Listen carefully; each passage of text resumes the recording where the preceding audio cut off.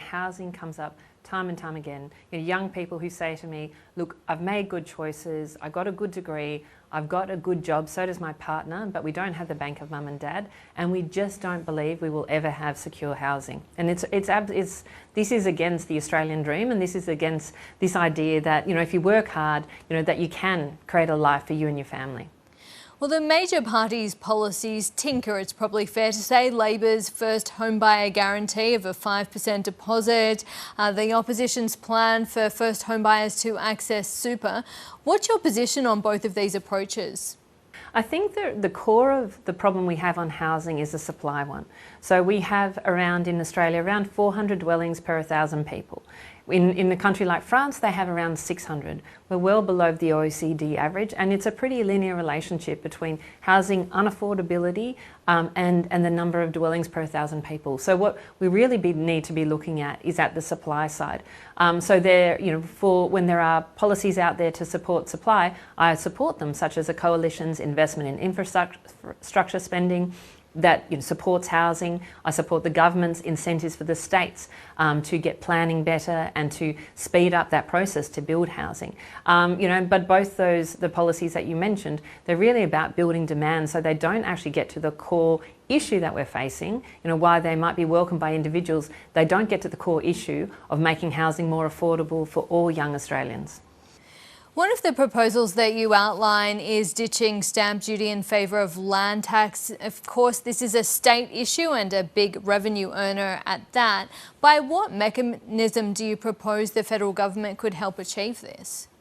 Talk to any economist, stamp duty is one of the worst taxes around. It is a tax on moving, it is a tax on divorce. If you're somebody who can't buy your forever home first out, you pay, maybe 2-3 times more tax than somebody who gets that forever home when they're 30 or something like that. So I think that this is an area of reform, but this would need the federal government to work with the states. And so I think this is why this is not easy to do, but this is the ambition that we need to take in the next parliament, to say, these are big issues facing our country. We need to make some ambitious choices in this coming parliament, rather than trying to play it safe, because we cannot kick these cans down the road any longer. Well, the Greens are campaigning on phasing out tax handouts going to wealthy property investors with more than one investment property, including negative gearing and the capital gains tax discount. Where do you stand on that?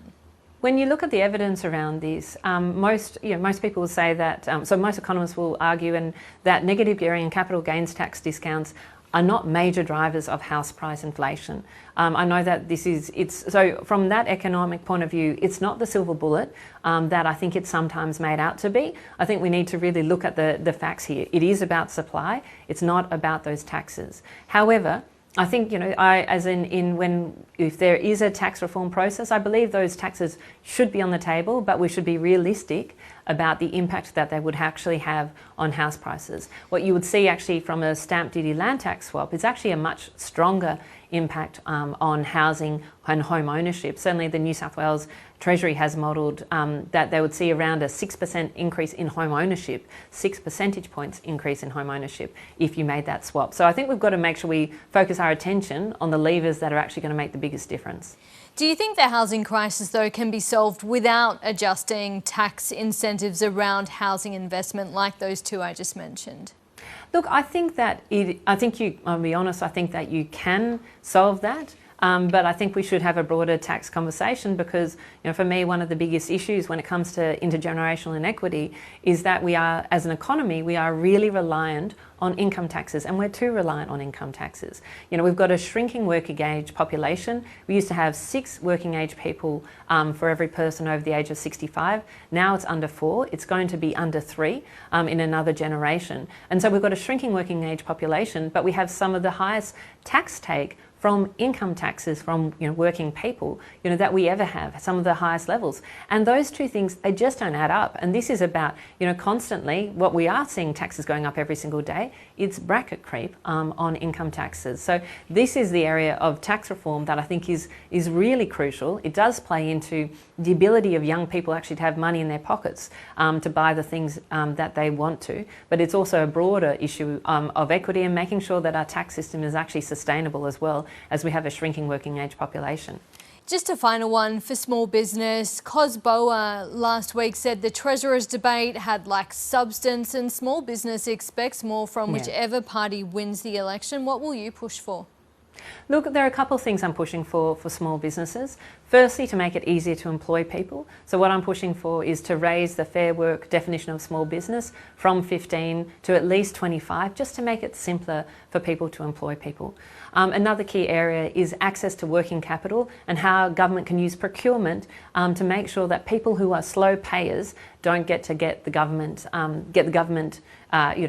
big contracts. And then finally, it's how do we help small businesses get money to invest? And this is an area of corporate tax reform that I think we really need to look at. How do we access more cash and investment capital for small and medium businesses and those fast-growing businesses as well?